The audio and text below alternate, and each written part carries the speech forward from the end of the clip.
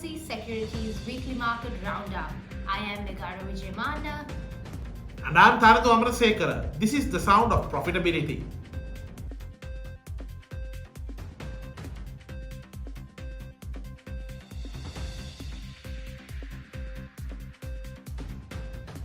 As official data shows, Sri Lanka's gross foreign reserves grew by $6,166 million in August 2025. This is a rise by $19 million amid concerns over the pace of reserve collections and rate cuts.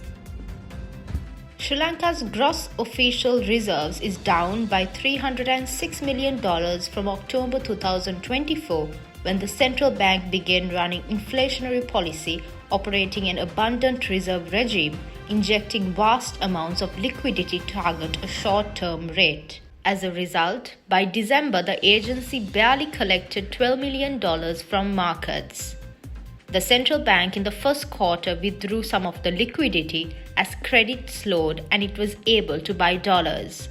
But concerns have been raised about the lack of active deflationary policy to collect more reserves.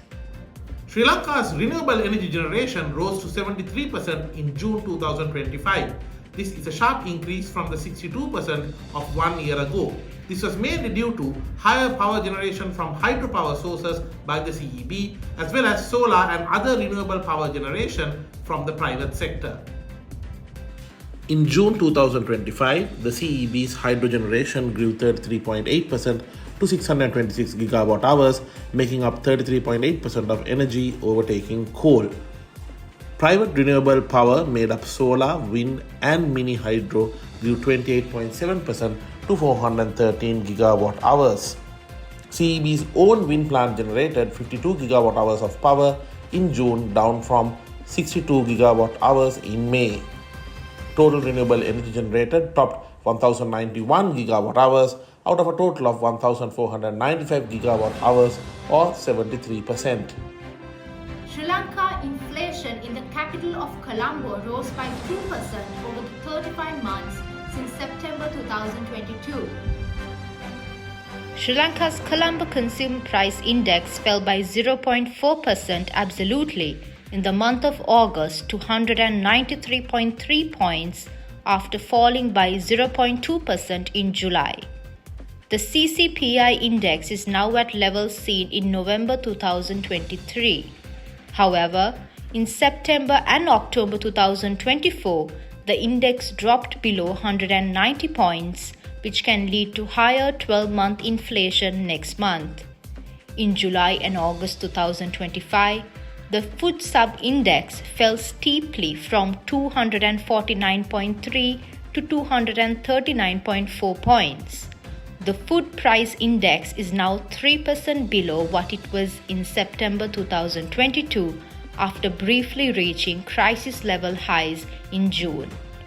Sri Lanka money market has seen high levels of excess liquidity, including from dollar-rupee swaps early in 2025, which has since come down. And now it's time for the corporate highlights.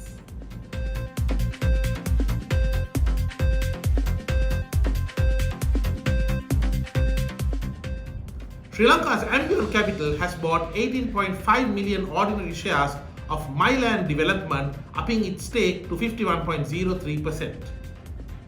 18.5 million shares were bought at 8.5 rupees apiece, Ambeon Capital said in a stock exchange announcement.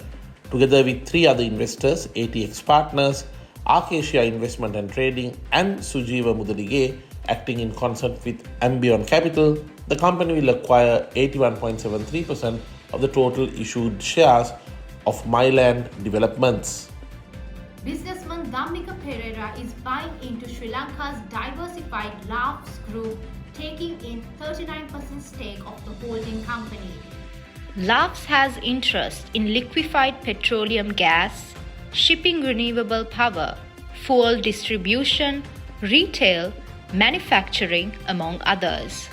Laugfs Gas, which has the flagship LPG business, posted gross profits of $888 million for the June quarter, but had finance cost of 733 million rupees, triggering loss for the quarter.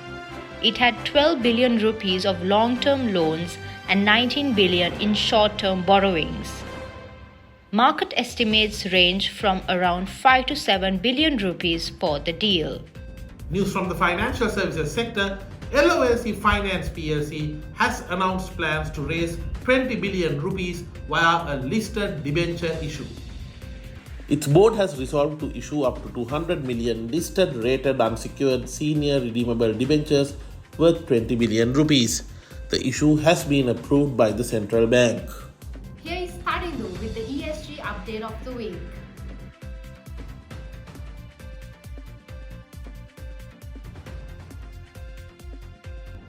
Vietnam has approved the transfer of 1 million tons of surplus CO2 reductions to the IBRD.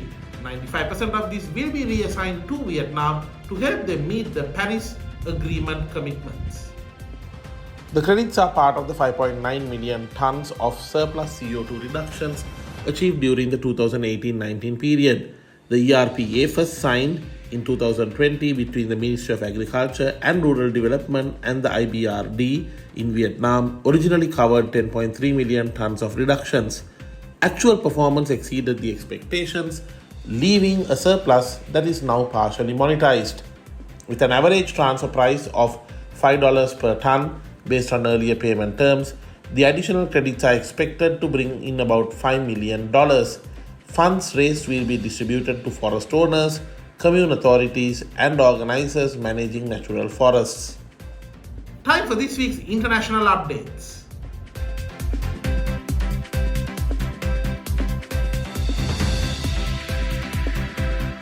OPEC Plus will be increasing its oil production but will be adding less oil to the markets compared to the recent months starting from October, given the possibility of the global demand for oil slowing down.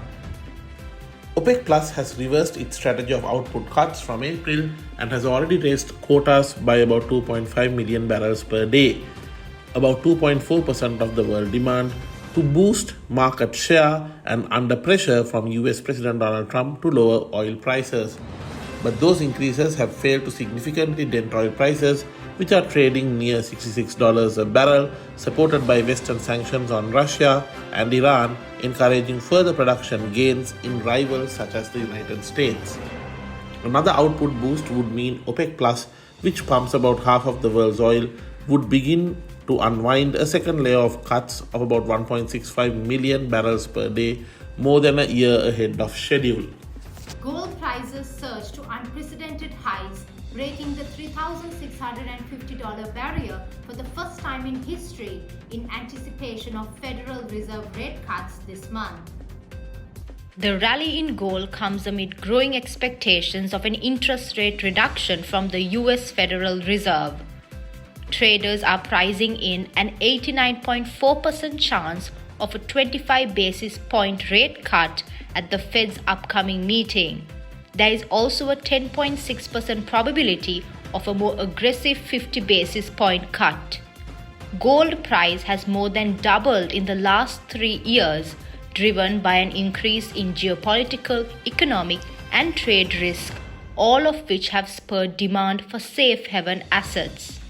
And that's it for this week's LOLC Securities Weekly Market Roundup. No matter what investment decision you make it with the right intel. We will see you in a brand new week.